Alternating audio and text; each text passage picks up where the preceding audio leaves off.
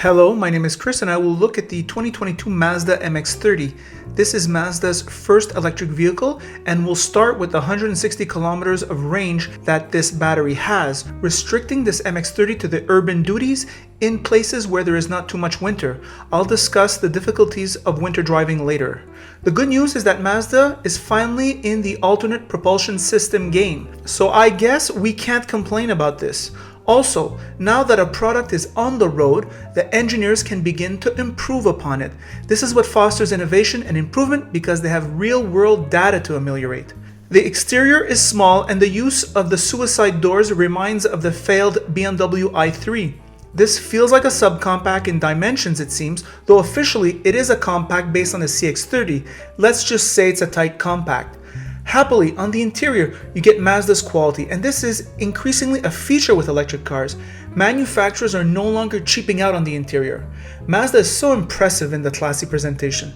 You get the Bose sound system, heads-up display, driving aids, relatively comfortable seats. You never feel shortchanged in terms of quality when you sit in a Mazda. The materials are exemplary.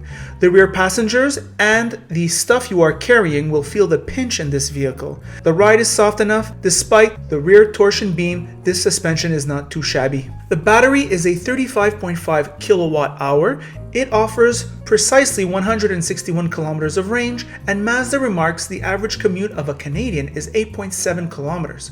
This is the classic case of someone who is statistically right about everything, but yet wrong about everything in real life. Remember, watts equals volts multiplied by amps. If you have a 240 volt 30 amp charger, it takes 2 hours and 50 minutes to charge 60% of the battery, or nearly 100 kilometers of range. MX-30 has a 1-speed automatic and a motor that produces 143 horsepower and 200 pounds of torque. A little low. Mazda says the smaller battery means less weight, which means greater efficiency. And Mazda is certainly right about that. The strength of EVs is moving small packages, small distances.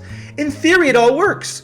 In practice, during winter, well, here are my thoughts on the road. Hello, car lovers. This is a review of the MX-30. It won't be long because Ross lives 50 kilometers away. He came over. There's no heating in the vehicle because he's afraid he won't be able to get back.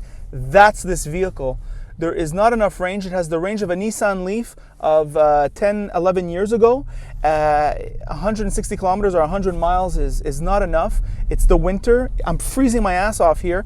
And this is the road test of this vehicle, unbelievably. Now, having that said about the range, if the range is not an issue for you, well, what else can I say about this vehicle? Well, for the range, it's expensive. And, you can get other vehicles which have much more range. I know I wasn't going to talk about the range anymore, but we got to talk about it. On the interior, well, this design language is very nice. Nice steering wheel, nice presentation, nice Mazda care of the aesthetic.